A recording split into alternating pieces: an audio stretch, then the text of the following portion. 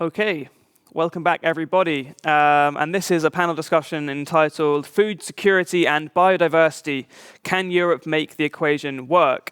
I'm just going to introduce our three panelists, and hopefully each one of them will be able to hear us and we'll just be able to say a quick hello. So I'll start off with Ian Piggott. He's a British farmer from Thrale's End Farm, which for those of you who are fans of geography will be interested to know is basically between Luton and London, near Harpenden. So Ian, can you hear us? Yes, I can. Good morning, Eddie. Good morning. And then we also have Martin Ekvad, who is the president of the Community Plant Variety Office, the CPVO, which is an EU body based in Angers in western France. Martin, can you hear us? Yeah, very well. Good morning, Eddie. Good morning, welcome. And finally, last but not least, we have Luc Baz, who is the director of the IUCN, the International Union for the Conservation of Nature. Luc, are you with us? Yes, I am. Hello. Okay, great. So, Luc, I want to start off with you because we want to talk about the relationship between food security and biodiversity. But I don't think it really makes sense to have a half-an-hour panel discussion without really understanding what the problems are that biodiversity is facing right now. So, can you paint us, a two-minute picture of biodiversity decline and why that's related to food production? Okay, I'll try to make that point very quickly, although it's, of course, very important to understand that unsustainable agriculture in Europe and in many cases globally is the one top source of biodiversity decline. Unfortunately, unsustainable agriculture causes a lot of biodiversity loss. IUCN measures this in its red list of species and ecosystems, and also other organizations with the Living Planet Index have clearly stated that. So that's a challenge. And on the other hand, it's the basis for agriculture. Our ecosystems, a healthy ecosystem, good soil biodiversity are a basis for a healthy agriculture. And so asking questions like how can we reconcile both are sometimes a bit obsolete because agriculture is based on a thriving nature and definitely on the longer term. And so if we don't want to exhaust land and have enough land available, then we'll have to take care of it in a clear and in a concise manner, and consider this treatment of the land as really as a public good. The same way we are looking at our atmosphere for CO2, we have to look at land use in a way that's a public good on which farmers and farms can thrive if it's done well. So I think I'll rest it there as an introduction. That's a very good introduction, and I should also introduce our audience poll at this point, which is asking the question, does biodiversity always have to lose out when it comes to securing enough food for all? It's a bit of a simplistic one there, yes or no, but we would be interested to see your opinions nonetheless. Everybody watching, you can use the app, which is the Politico Events app, to answer that question. Let's turn now to Ian. We heard that interesting introduction from Luc, but Ian, we have an actual farmer here with us today. Are you seeing biodiversity decline on your farm? And can you tell us a little bit about what your farm does? It's a mixed farm, I think. Tell us a bit more about your perspective on biodiversity on your farm. Sure, thanks, Eddie. Well, we moved to a no-till conservation ag production system about 6 years ago now, and I think the most marked observation has been the speed with which we have improved the soil. How we've started to increase the organic matter within the soil profile, how we're seeing mycorrhizal fungal chains increasing, but also, so that's sort of underground, but we're also seeing the way that by those changes in practices that we are harnessing water much more efficiently, we're reducing fuel use, and I guess one of the great monitor metrics would be the flora and fauna. So our bird numbers have gone up significantly, the variety of breeds that we're seeing. And so, it isn't perfect. Of course, there are challenges. And that original question that you asked Luc about, is it a trade-off between biodiversity and production? And, we have seen a slight reduction in our yield, but what we're recognizing is that yield is a really crude metric on which farmers judge performance. And I think that just a subtle change that actually if we view our profitability, so our yield may have dropped, but we've had significant drops in the amount of fungicide that we use, pesticides, fertilizers, that actually profitability has increased slightly as well. So. Okay, that's really interesting, and I want to talk more about Thrale's End and the kind of transition that you instigated there, or you have been instigating over the last few years in a little while. But just to make sure everybody is included, and we want to hear from everybody, and kind of I want to have a rotational system, so to speak, which might be quite fitting to this panel. Martin Ekvad from the Community Plant Variety Office. I don't think your organization is necessarily as well known in Brussels as it might be. So why don't you tell us why the work which the CPVO does is important in this question of the equation between food security and biodiversity? Yes, thank you for that.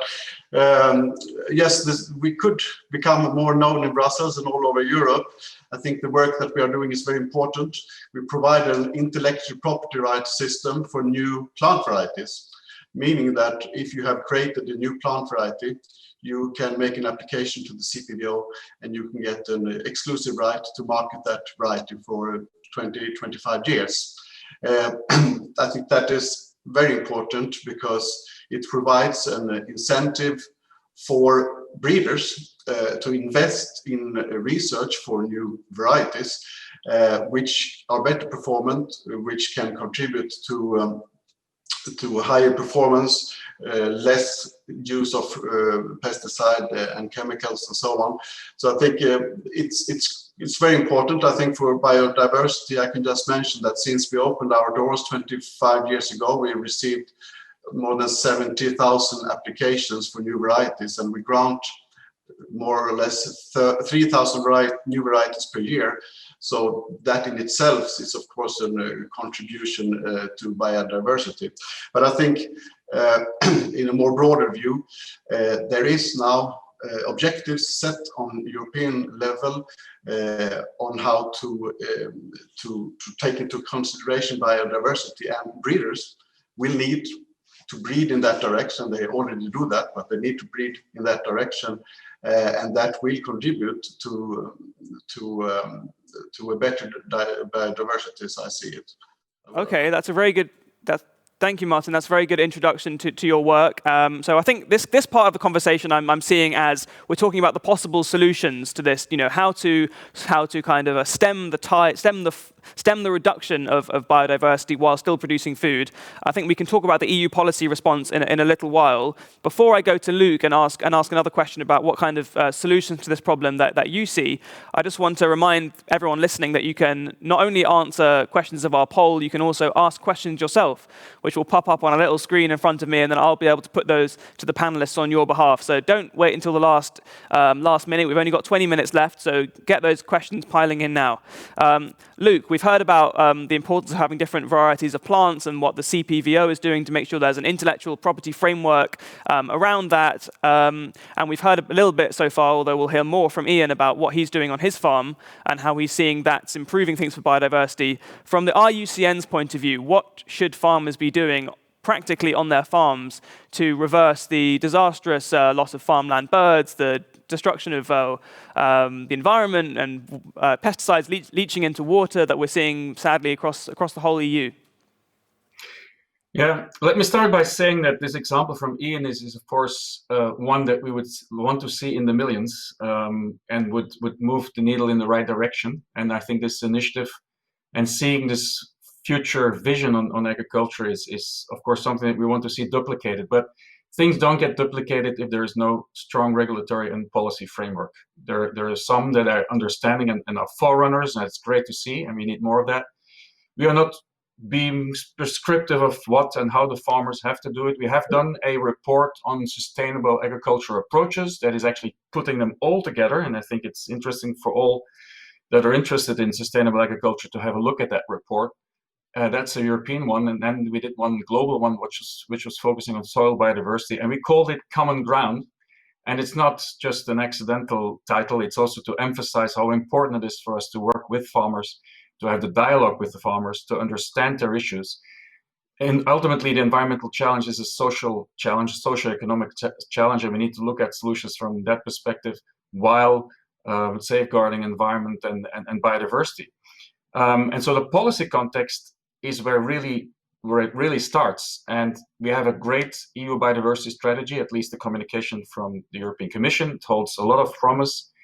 We have a farm to fork strategy launched on the same day, which is really another great piece of work that can inspire sustainable agriculture. And then, of course, these are all part of the Green Deal. And I heard it earlier today in a panel that Green Deal, of course, is pivotal. And if we do not get our agriculture and our land use right, this Green Deal will not be credible, and we will not have a credible position in the international space. And then finally, maybe to point back to the policy part of this, and I heard a very interesting comment on this effort sharing, which is not so strange. It's happening with climate change targets. It's happening with renewable energy targets.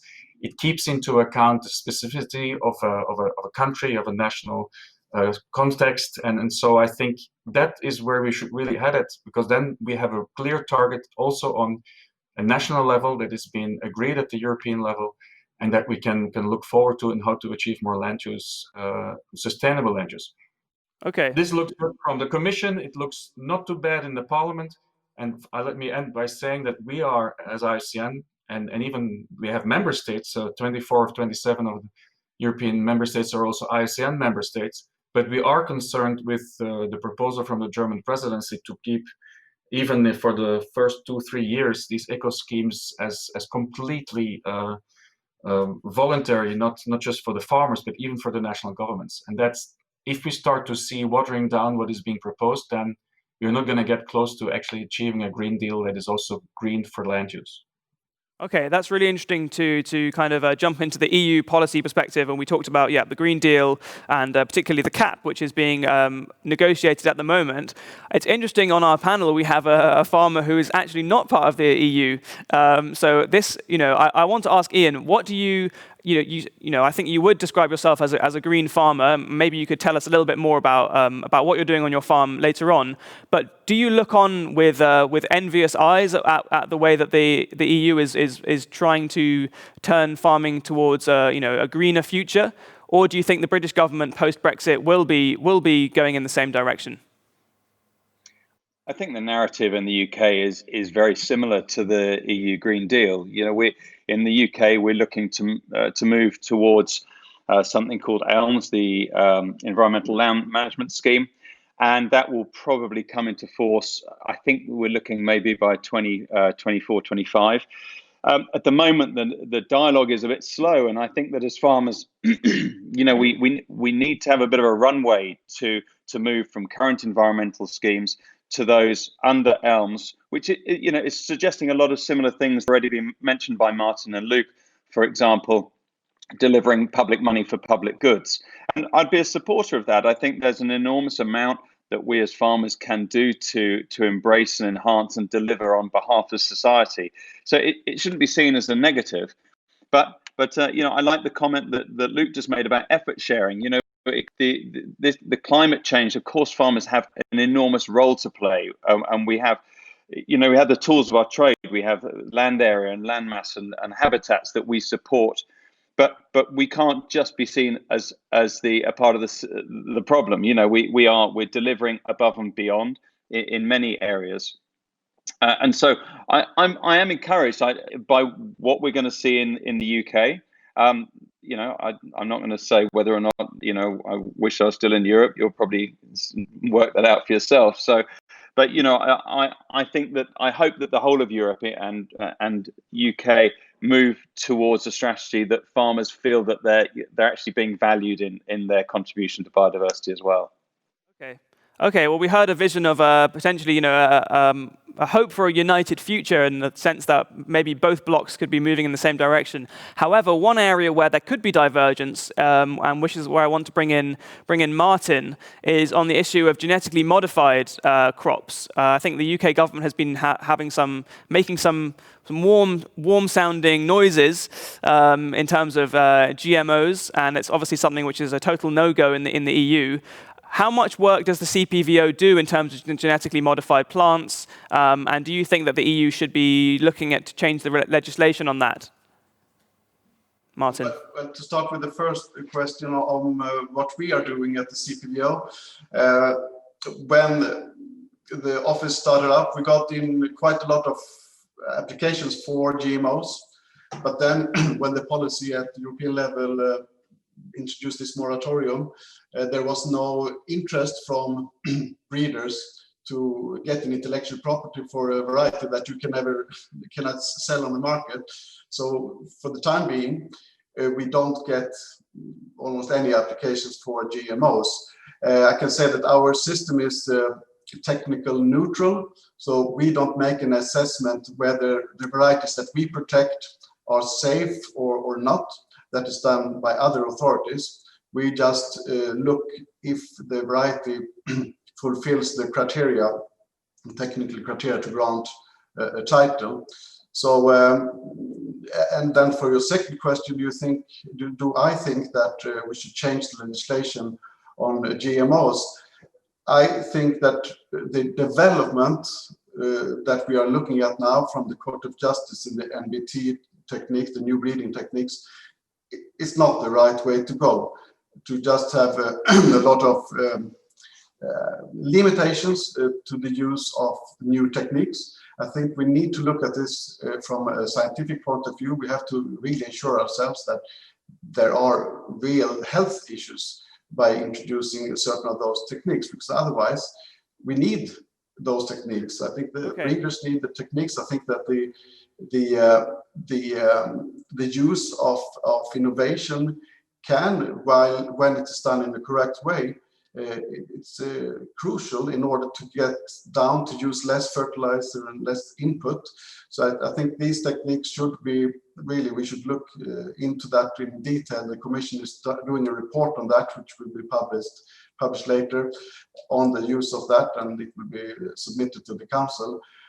So I think that there we have to really be broad in our use, that we can use techniques. Okay. Yeah. Okay, thanks, Martin. You were just mentioning there this ruling by the ECJ saying that new genomic techniques such as CRISPR or sort of gene editing technologies should be treated as GMOs under EU law. That was an ECJ ruling, and as you said, the Commission is currently coming up with a study on that, as requested by the EU governments in the Council. But to talk about these GMOs and also gene-edited crops, we want to remind everybody that we're talking about the crossover between biodiversity and food production. So, Luke, do you see these kinds of newfangled scientific techniques as being something which could be really helpful for, I don't think we've even mentioned climate change yet, a world in 20 years' time when climate change might be making it much harder to produce food to the levels that we need? Do you see these techniques as potentially beneficial? Well, yeah, you're putting a lot of things a bit on a pile, I must say, because I'm not so sure if climate change in itself will be the biggest challenge for the food production itself. But okay, that's another discussion. On the role of technology, we believe that technology plays a role. Obviously, there's always a role for technology in improving where we go, but so we are quite neutral about this, and of course we have our own policy that is being developed on synthetic biology, because IUCN needs to have an opinion on this, and our Congress next year will decide on that. So we are not excluding the possibility, but from our perspective, and maybe even more from my personal perspective, it's a bit of a distraction from what really needs to happen. So if it is a part of the toolbox, then it's good, but the toolbox is so much bigger. And we need to look at more fundamental changes. And especially when we talk about food production, and I'm not sure I've heard that a lot today or yesterday, is that discussion about how much is necessary, how much needs to be produced, and on top of everything, how are we going to get rid of our estimations of 30% of food waste along the whole chain. So I think that's something that we should really not forget. And on top of everything, our consumption patterns that define also what is being produced. So I think that bigger picture we should never lose sight of when we talk about the need for food security and production.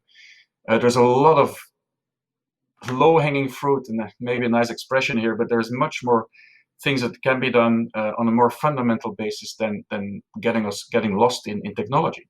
But yes, Okay. technology is part of the toolbox. So that's where we stand on this. Okay, that's good. I think we've got a whole panel on gene editing coming up later, so I don't want to get too bogged down in that. But let's turn to Ian now. I mean, Luke was mentioning some low-hanging fruit, and he was talking about, let's talk about actual food production and the way we're eating. So on your farm, you don't have animals. You're not producing meat, but you're not representative of the UK as a whole in that sense, because the UK is a huge livestock producer, some could say that the mass production of animal products is not helping biodiversity, because so much land is given over to growing crops to feed these animals. So tell us a bit about Thrale's End. Why have you not got animals on your farm, and what's your kind of vision for meat in the next 20, 30 years? I think in terms of my own business, Eddie, I think that we're arable farmers, but we work with other farmers, and I like that model. I'm not a livestock expert, so we grow cover crops and forage crops for other farmers to come and graze their sheep and cattle, and that's a really cyclical benefit for both parties. So it does help with the diversity of the rotation. It helps with getting FYM back into the soil. And it also means that we can have multi-species cover crops that benefit the gut of the animal, but also help the soil. But I do, if I could just come back to one point that Luke said about the GM gene editing tying in Martin, that I don't, it isn't a distraction, because at the moment, if we're not careful in the UK, I'm not advocating the use of chemical treatment on various crops, but we've lost so much in our armory to help us keep pests off some crops, that actually our diversity is shrinking and shrinking because the pests are overtaking the crops themselves. I do see that we've got to embrace technology to really benefit biodiversity.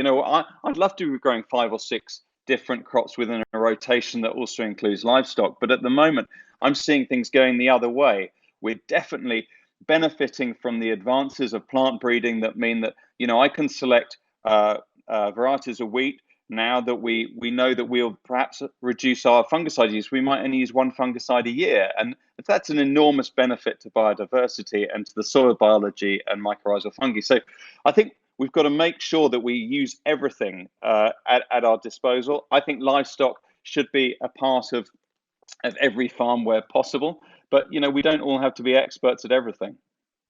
Okay, you mentioned plant breeding, and I just want to bring in Martin one more time.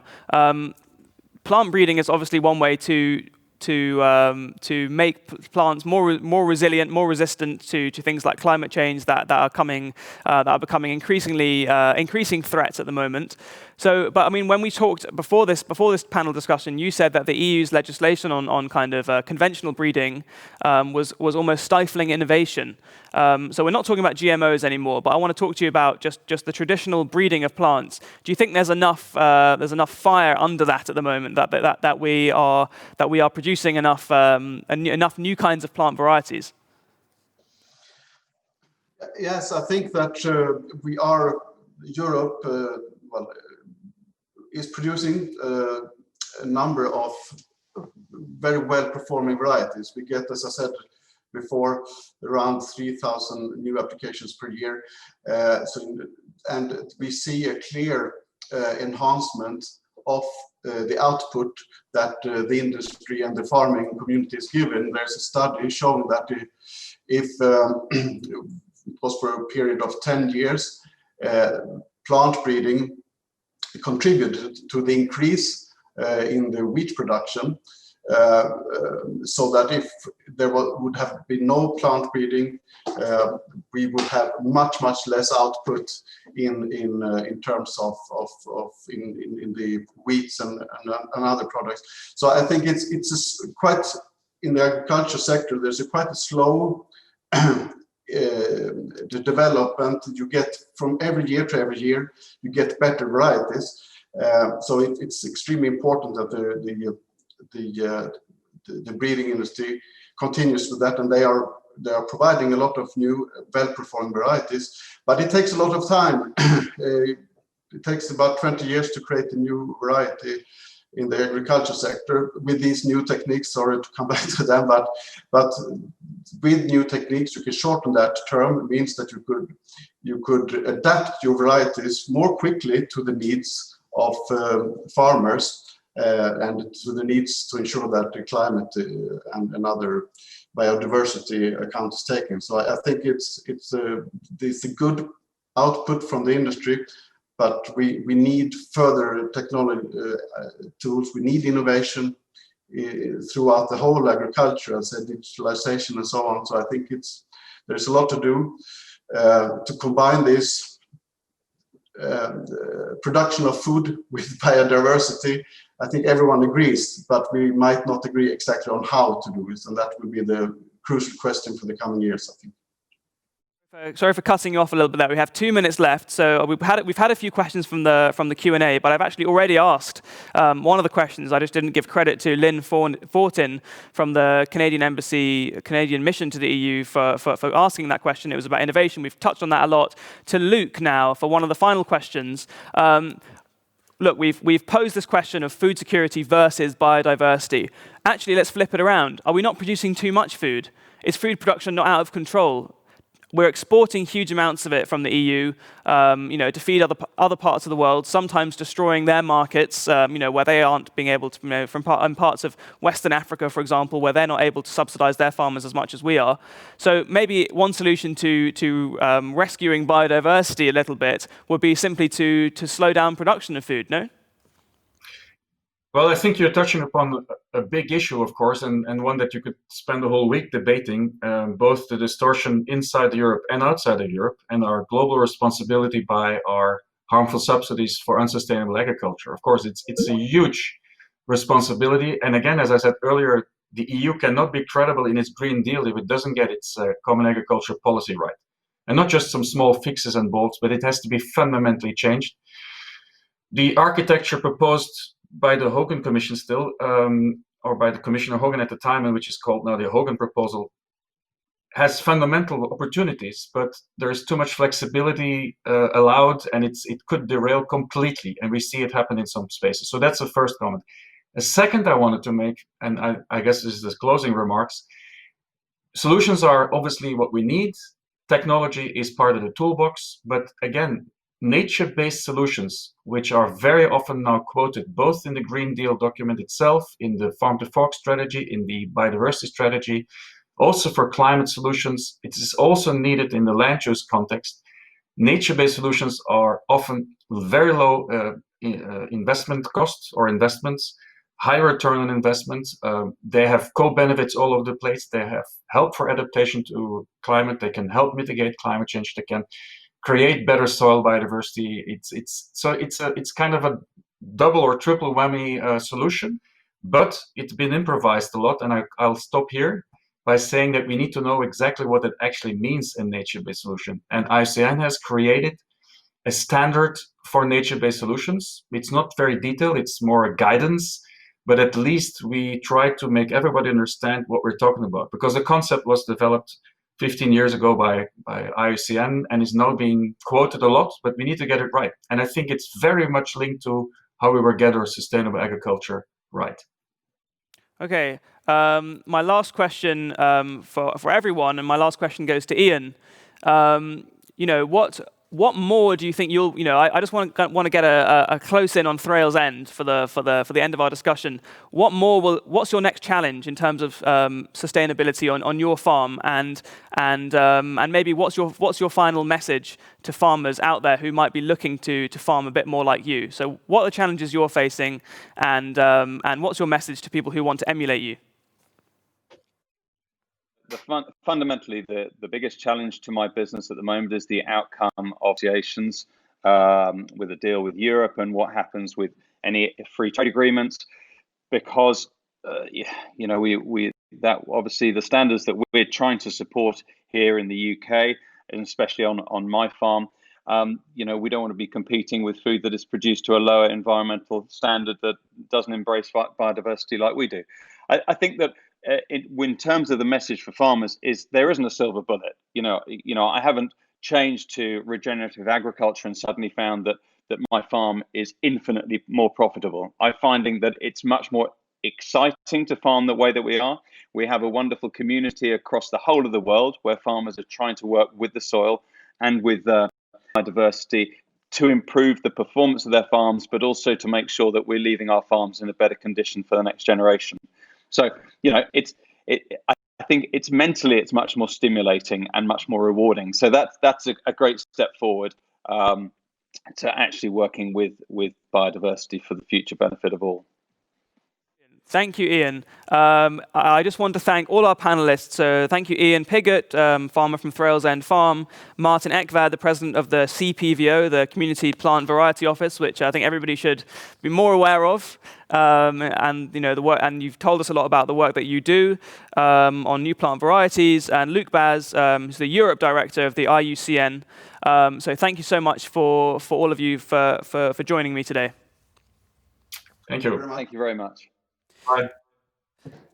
And before we go, I just want to announce the results of our poll, which will send shockwaves through Europe, I'm sure. Does biodiversity always have to lose out when it comes to securing enough food for all?